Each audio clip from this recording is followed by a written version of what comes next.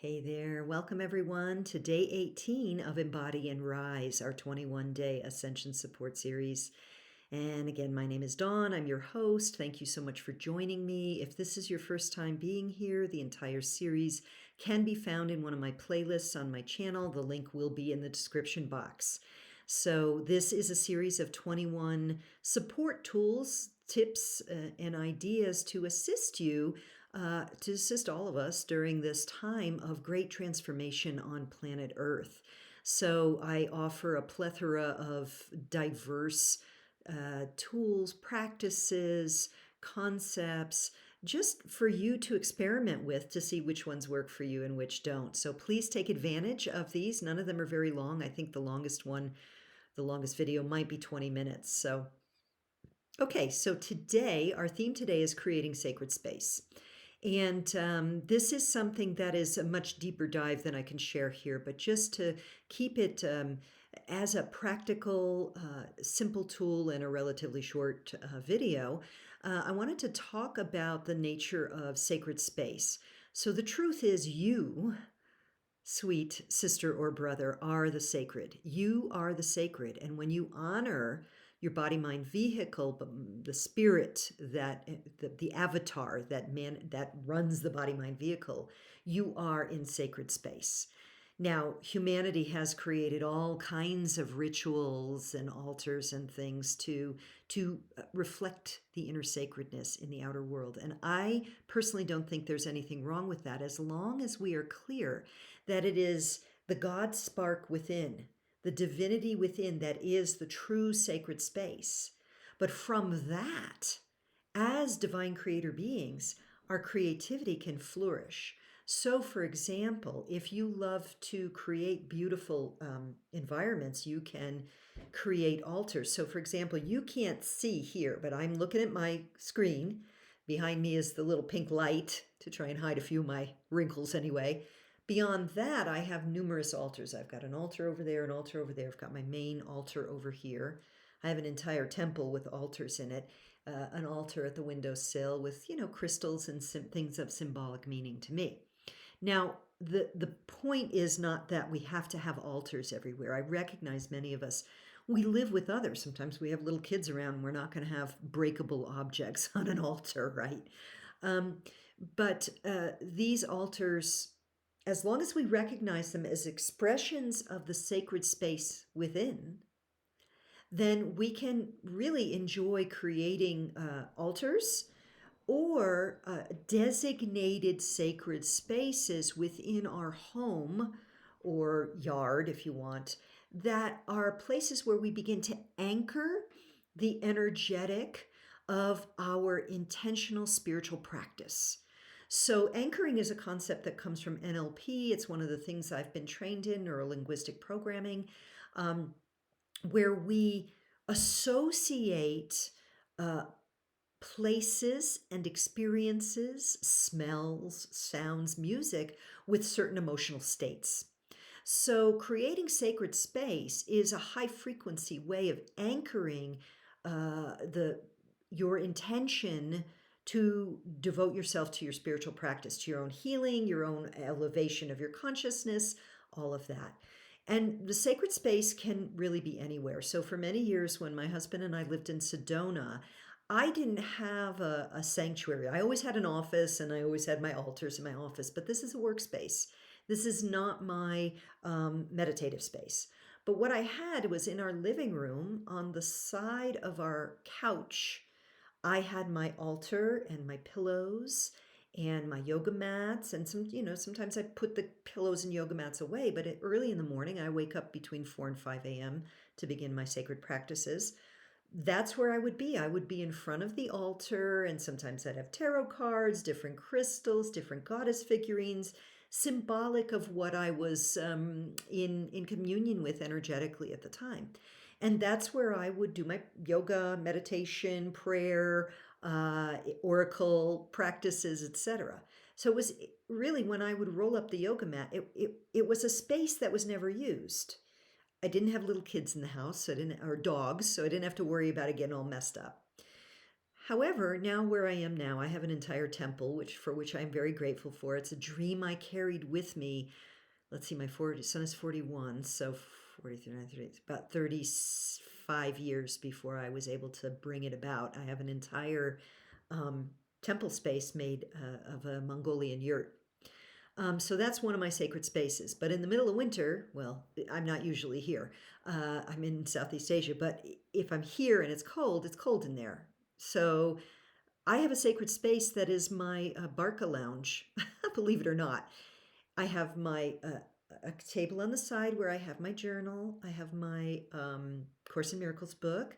On the other side, I may have some other spiritual books or pens, markers, things that I want to write with. And this is the place where I can sit and meditate at 4 or 5 in the morning when I don't want to go out to the temple because it's too cold, except in the heat of the summer. And where I can journal, I can do my course practice, all of that stuff. So if you walk into my house and you see the chairs, it won't look like sacred space. But I have anchored a lot of energy there that's related to sacred devotional practices, high frequency conversations with my husband after he wakes up and he's sitting in the other one. So this is what I mean by sacred space. It doesn't have to be a big elaborate thing. What it is a space where you feel like you can go there and really it's your space. It's your sanctuary. And again, it could be as little as a little corner of a living room or a chair. That's your chair. It's where you sit and you do your energy work. Or it could be as elaborate as a temple, or it could be a simple altar next to your desk. All of these are possibilities for you. And again, the point is not to see the altar space or the space itself as in and of itself and being imbued with power that you don't have in yourself. It is an out reflection of your divinity. But because of the nature of the human experience, association and memory, this is a human thing. You literally will anchor those frequencies in that place where you frequent to do your spiritual practice. So, this is the invitation, this is the tool, if you will, or the tip or suggestion for today, for your ascension journey, is to have a sacred space that's just for you, that is where you anchor the energies of your spiritual devotion, your devotion to your own awakening, your devotion to your own prayer. One other thing I want to add here to this is that this does not mean that you avoid difficult feelings. Okay. We don't want to do spiritual bypass. Shadow work, and we've already talked about that in another part of this series. Shadow work is essential for us at this time. We must clear ourselves enough to embody the soul so that we can rise. So there have been many a time where my journaling session was dealing with shadow material, dark stuff, challenging things I was wanting to break through. So when I say sacred space, this does not mean that you avoid the harsh feelings like, I'm so upset about something, I can't go to my altar now.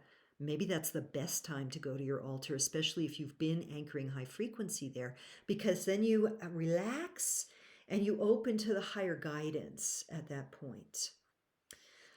Whew. Okay, so I'm just going to tune in here and see if there's any guided message for today.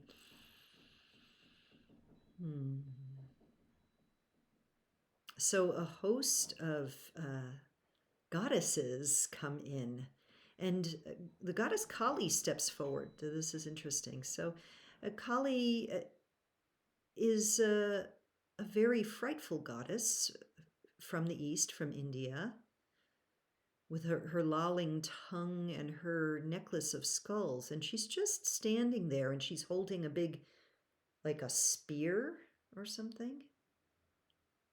And she's showing herself as this very raw and frightful but uninhibited, unmasked intensity. Let me just feel into what is here for us. Your sacred space is for your true, authentic, unmasked self. The value is to remember that when you are moving through a place where you are facing an aspect of self that feels disowned, fearful, ugly, raw, murderous, that the way to elevate your frequency is not by avoidance, resistance, or denial, but rather to dive deep into that aspect of self in the name of raising yourself up. So it is a moment of embodiment of the raw truth of your Kali destroyer nature, that you may recognize her within you and others as an aspect of the human experience, as an aspect of the archetype of destruction that comes before renewal and rebirth. Thank you. Okay, interesting. May that serve you. Let me know how this guidance lands for you. You know, have you ever worked with the goddess Kali? I'd be very interested. I've had a few encounters, long journeys, let's say, with Kali that assisted me in deep transformation in my life. I honor that energetic deeply. Also, I would love to know if you do you have an altar? Do you have a sacred space? Do you have a place where you have anchored in your spiritual practice? What are the challenges you experience with regard to having a sacred sanctuary that's just for you? Do you have a bunch of dogs, for example, that maybe wag their tail and knock figurines over? Or do you have children in the house that, or many people, or not a place where you can just sit that's yours? What are those challenges you face, and what are some creative solutions maybe you can come up with to nonetheless honor this? So, okay, so thank you very much for joining me for today. I look forward to sharing with you again tomorrow as we move close to the end of this series. Again, if you've not seen other parts of the series, you can check out the information below where there's a link to the entire series in a playlist in my on my YouTube channel. Okay, thanks very much. Mwah. Many blessings. Have a great day.